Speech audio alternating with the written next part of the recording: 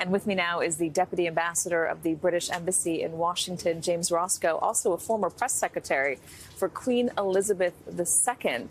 James, thank you for being with us. First off, since you were the former press secretary, I'm wondering, do you have any stories that you can share with us? Maybe a time, as Theresa May said, where she dropped the cheese on the ground and put it back on her plate, then was caught by the Queen only to get a smile, or maybe when one of the corgis bit through the wiring for the lights at Balmoral?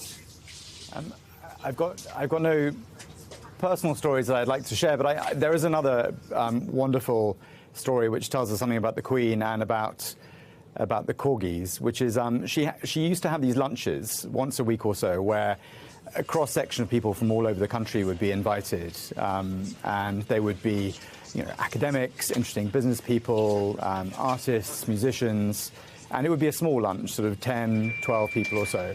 And there's a story told by a gentleman, Dr. Knott, who was a surgeon in Afghanistan, and he was talking to the Queen and she was asking him about his time there, and obviously it was very traumatic for him. And he talks about really struggling and being on the brink, really, of breaking down at one point.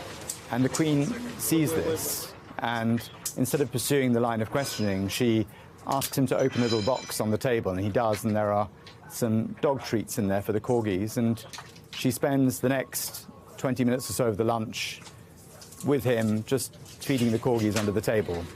And she says something like, there you are, that's much better than having to talk about things, isn't it? And I think it just shows how, yes, she was an extraordinary monarch and queen, but she was also an incredible human and able to really relate to people at a very human level. David Cameron spoke this morning with Savannah Guthrie and the Today Show, and was talking about something that we've been wondering about, which is the wealth of knowledge that she had in those private weekly meetings with the Prime Minister, and what it meant for him, I believe he's the 11th Prime Minister, to walk in there and talk to her about his troubles. Let's play what he said. I was her 12th Prime Minister. She'd started with Winston Churchill, so she'd heard it all before, all the problems, all the difficulties, but she was a brilliant listener. She asked great questions, and you always came out of the meeting. The problems hadn't changed, the world crisis hadn't got any better, but you came out of the meeting feeling a foot taller and feeling that you had a way of solving these problems, because you'd been with this amazing, extraordinary public servant. The 12th Prime Minister, there were 11 before him where she could pull from her wealth of knowledge. It's going to be different now. King Charles is new to the job. Liz Truss, new to the job.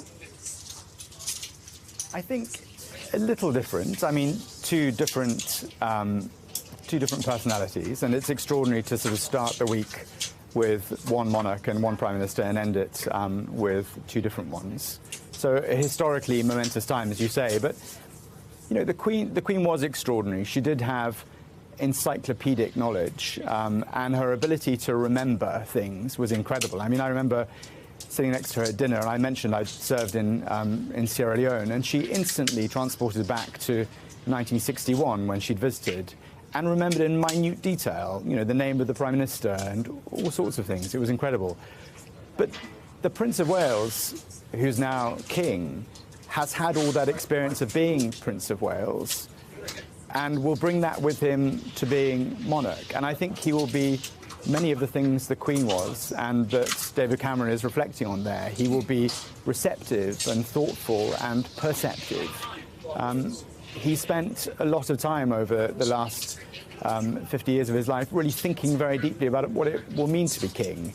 And I think he'll bring that to the conversation with the Prime Ministers as well. So I think Camilla Tominey was saying a few minutes ago that, this will be a king who puts his Prime Minister on the spot. I'm not sure it will be. I think that he will take his constitutional role to listen and to warn and to engage with these Prime Ministers very, very seriously.